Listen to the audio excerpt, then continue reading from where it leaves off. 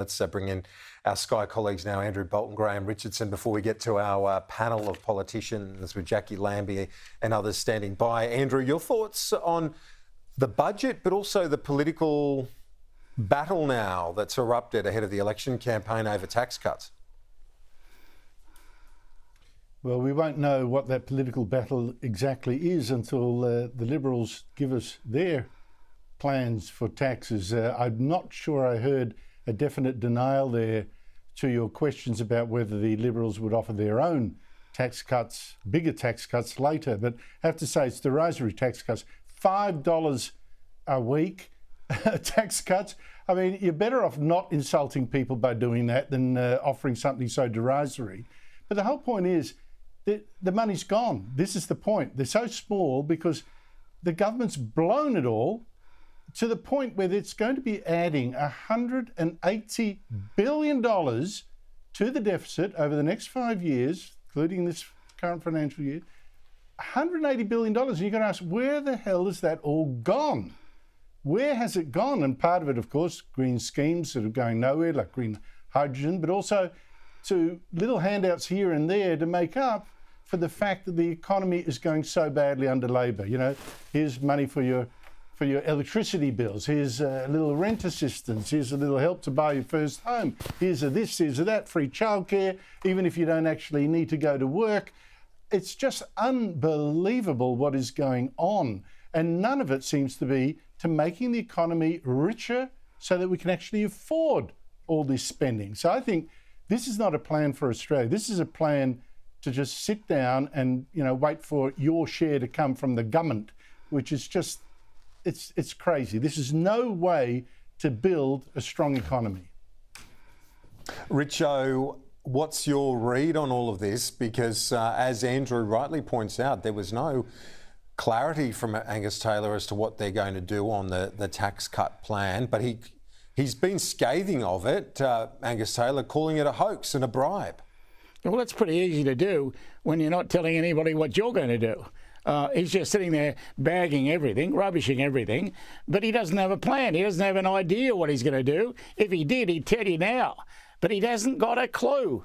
And that's been the problem for the Liberals for a long time. They don't have a clue. You know, they allow sometimes Labor to get away with things that they could have been pinged on, simply because they just don't go into things deep enough. My view is they just don't do the work.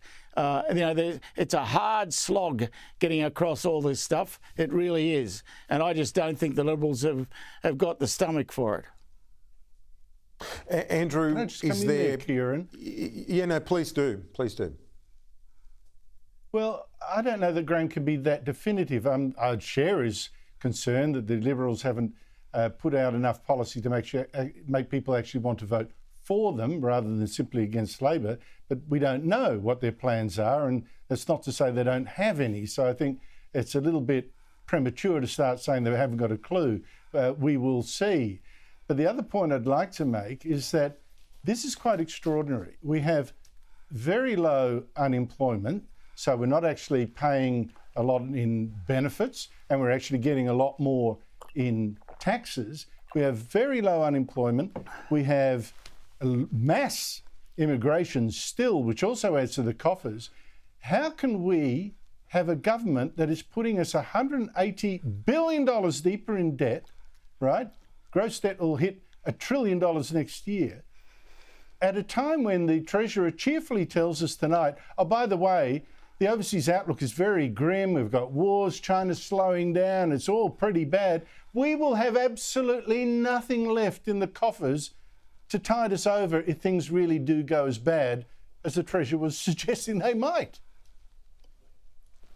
Richo, do you think politically the coalition and Peter Dutton could get up on Thursday and say the reckless spending must stop and make that a key part of this campaign, not deliver tax cuts, not go further and say they're going to run on fiscal and spending credibility? Well, they could, but I bet they don't. I think they're going to go ahead with their version of tax cuts. And basically it'll be trying to match Labor or get close enough so that it looks like a match. That's what they'll do. It's what everybody does in Australia. I mean, no politician really has had the courage to stand up and say, this is nonsense what we're doing. We have to stop this. We have to start again, and we have to be real about what our expenditure is going to be for the next year. We have to look at real savings. No one's got the stomach for it at the moment. If they have, they're hiding it from me.